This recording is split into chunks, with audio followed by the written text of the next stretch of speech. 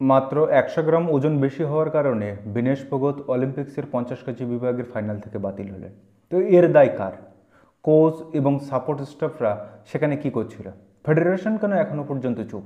তারা কেন এখনো পর্যন্ত স্পোর্টস আদালতে গেল না? বিজেপির বাহুবলী নেতার বিরুদ্ধে বিদ্রোহ করার কারণেই কি তাকে নিজের 53 কেজি বিভাগ ছেড়ে 50 কেজি বিভাগে নামতে হয়েছিল মাত্র 1 মাসের শর্ট নোটিশে? সিস্টেমের বিরুদ্ধে লড়াই করাটাই কি কাল হলো বিনেশ ফোগতের, নাকি এর পিছনে রয়েছে বড় কোনো ষড়যন্ত্র? দেশের অন্যতম সেরা রেসলারের থেকে কি একজন বিজেপি নেতা বেশি প্রিয় নরেন্দ্র মোদীর কাছে? নমস্কার, আমি প্রদীপ, অনুভবের সফর চ্যানেলে আপনাদের সকলকে স্বাগত। আর যারা আমাদের চ্যানেলে নতুন তারা অবশ্যই চ্যানেলটিকে সাবস্ক্রাইব করে আমাদের পাশে থাকবেন। বলিউড সুপারস্টার আমির খান অভিনীত দঙ্গল সিনেমার সেই ডায়লগটা মনে আছে, হামারা শরী ছোড়ো সে কম হে ক্যা? যার বাংলা তর্জমা করলে দাঁড়ায়, আমাদের মেয়েরা কি ছেলেদের থেকে কোনো অংশে কম নাকি?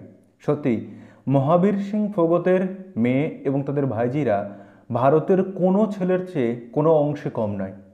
আজকে বিনেশ ফোগতকে নিয়ে এত মিডিয়ায় বা সোশ্যাল মিডিয়াতে এত আলোচনা হচ্ছে, কিন্তু মাত্র 1 বছর আগে বিজেপির দালাল মিডিয়ারা এই বিনেশ ফোগতকে নিয়েই মিডিয়া ট্রায়ালে বসিয়েছিল। 2023 সালের 28শে মে দিল্লির যন্তর মন্তরে ভারতের হয়ে অলিম্পিক্সে ব্রোঞ্জ পদক বিজেতা বজরং পুনিয়া এবং সাক্ষী মালিকের পাশে দাঁড়িয়ে, যিনি বিজেপির মস্তান সাংসদ তথা সেই সময়ে রেসলিং ফেডারেশন অফ ইন্ডিয়ার প্রেসিডেন্ট ব্রিজভূষণ শরণ সিংয়ের বিরুদ্ধে সেক্সুয়াল হ্যারাসমেন্ট নিয়ে লড়াই শুরু করেছিলেন, তিনি আর কেউ নন, এই বিনেশ ফোগত। এমনকি প্রধানমন্ত্রী এবং রাষ্ট্রপতির কাছে তারা আবেদন জানিয়েছিল যে এই ব্রিজভূষণকে যেন প্রেসিডেন্ট পদ থেকে সরিয়ে দেওয়া হয় এবং অবিলম্বে গ্রেপ্তার করা হয়, কারণ ভারতের যে সমস্ত ছোট ছোট মেয়েরা এই রেসলিং বা কুস্তি করতে আসে তাদেরকে যেন সেফ বা সুরক্ষিত রাখা যায়। কিন্তু তখন আমাদের পেয়ারে মোদিজি নতুন সংসদ ভবনের দ্বারোদ্ঘাটনে ব্যস্ত। সেদিন তার মুখ থেকে কোনো শব্দ বের হয়নি। আর আমাদের দেশের অভ্যন্তরে ঘটে চলা কোনো সমস্যায় বরাবর প্রধানমন্ত্রী ঠোঁটে সেলুটেপ ইউজ করেন, কিন্তু যেই কোনো ভারতের বাইরে বৈদেশিক কোনো ঘটনা ঘটে সেই সময় আশ্চর্যজনকভাবে তার মুখ থেকে সেই সেলুটেপটা খুলে যায়। টানা 36 দিন আন্দোলনের পর ব্রিজভূষণকে প্রেসিডেন্ট পদ থেকে সরিয়ে দেওয়া হলেও সেই সময় তারই ঘনিষ্ঠ একজনকে আবার প্রেসিডেন্ট পদে বসানো হয় এবং তার ছেলেকে রেসলিং ফেডারেশনের একটি গুরুত্বপূর্ণ পদও দেওয়া হয়। এরপর বজরং পুনিয়া ডোপিং টেস্টে অন্যায়ভাবে বাদ পড়লেন, সাক্ষী মালিক কুস্তি থেকে অবসরে নিয়ে নিলেন। আর বিনেশকে তো সম্ভাবনাই ছিল না যে অলিম্পিক্সে অংশগ্রহণ করতে পারবেন। মাত্র 1 মাসের শর্ট নোটিশে তাকে 50 কেজি বিভাগে নামতে বাধ্য করা হয়। মনে রাখতে হবে, বিনেশ ফোগত সেই সময় একজন ভারতের অন্যতম সেরা কুস্তিগির, অথচ দিল্লি পুলিশের 7-8 জন মিলে তাকে রাস্তায় এমনভাবে ফেললেন যেন মনে হবে বিনেশ ফোগত একজন টেরোরিস্ট। আর সেই সময় বিজেপির এই মস্তান সাংসদ ব্রিজভূষণের মন্তব্য ছিল কীরকম জানেন? কিউ বাজু মে দম নিকল গেয়া। ভাবুন, যে মেয়েটা national games, Asian games, Commonwealth games, world wrestling চ্যাম্পিয়নশিপের স্বর্ণপদক বিজেতা, তাকেই এইরকম ধরনের মন্তব্য করছে কে? না, মাত্র 2 পয়সার বিজেপির সাংসদ যার আয়ু মাত্র 5 বছর। 2024 সালের আগস্ট মাস বিনেশ ফোগত অলিম্পিক্সে নামলেন নিজের প্রিয় 53 কেজি বিভাগ ছেড়ে 50 কেজি বিভাগে। এই চ্যালেঞ্জটা তিনি অ্যাকসেপ্ট করেছিলেন, কারণ চ্যাম্পিয়ন মানসিকতার মানুষগুলো কখনো কোনো চ্যালেঞ্জ থেকে পিছিয়ে আসে না। বজরং পুনিয়াকে বলা তার এই কথাগুলো তার প্রকৃষ্ট উদাহরণ। চলুন একবার দেখে নিই। She told me, I am fighting for the future generation of wrestlers, not for myself. My career is done and this is my last Olympics.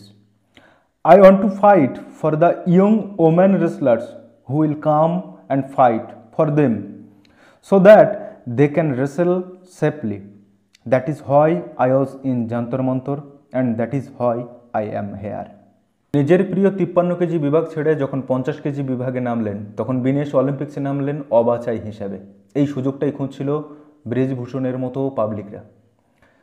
অবাছাই হিসেবে নামলে বিশ্বের প্রথম যিনি আছেন রেসলার মহিলাদের 1 নম্বর, তার সামনাসামনি পড়তে হয়। কিন্তু এই রকম ইস্পাত কঠিন এবং দৃঢ় মানসিকতা যার, তাকে হারাবে কার সাধ্য আছে? তিনি একই দিনে পরপর 3টি ম্যাচ জিতলেন, সকাল 10টা, বিকাল 4টে এবং রাত 10টায়। এবং হারালেন কাকে? না, জাপানের সুজাকিকে, যিনি বিগত 10 বছরে 82টা ম্যাচ খেলে একটাও হারেননি। আমরা হয়তো বিনেশ ফোগতকে মনে রাখবো না, কিন্তু জাপান ঠিক মনে রাখবে যে তাদের চ্যাম্পিয়ন একজন বক্সার যে বিগত 10 বছরে হারেনি, তাকে হারিয়েছে আমাদের বিনেশ ফোগত।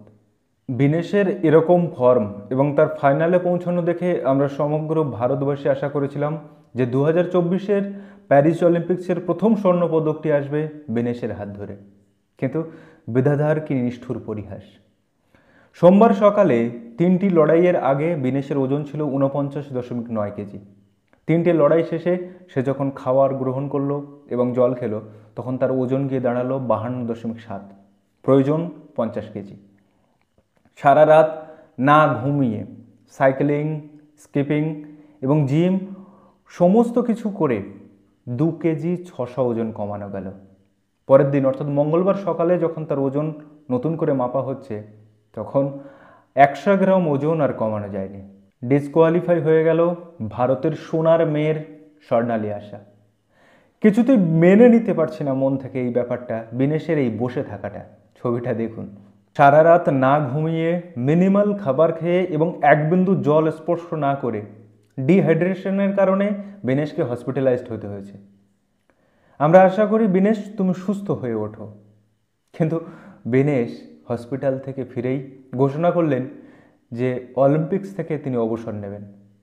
তাই তিনি বললেন, মা আমি হেরে গেছি, কুস্তি জিতে গেছি, আমার আর লড়াই করার মতো শক্তি নেই। কিন্তু Vinesh Phogat, you are a true champion, তুমি আমাদের সোনার মেয়ে।